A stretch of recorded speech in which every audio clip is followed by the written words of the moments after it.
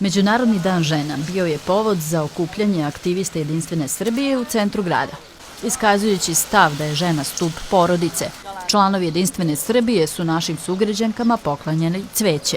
Kako su najavili, na predstojećim lokalnim izborima u Paraćinu nastupit će samostalno.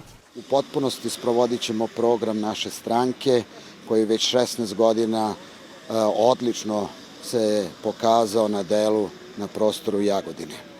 Isto tako, akcenat daćemo na besplatan prevoz, daćemo akcenat na besplatne tezge na zelenoj pijaci, dovođenju investitora, otvaranje novih radnih mesta i stimulacije za mlade. Zalagat ćemo se da jednom nedeljno o trošku opštine prevezemo bolesne građane do zdravstvenih centara i u Nišu, i u Kragujevcu, i u Beogradu, o trošku naravno opštine.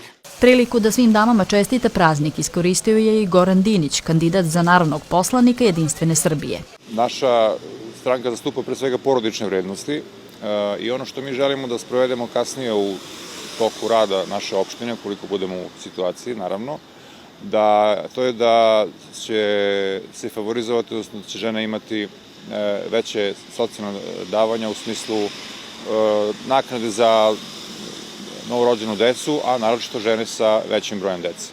Iako će, prema najavama, opštinski odbor Jedinstvene Srbije na predstojećim lokalnim izborima u Paraćinu nastupiti samostalno, na izborima za narodne poslanike Republike Srbije nastupit će u koaliciji sa Socijalističkom partijom Srbije.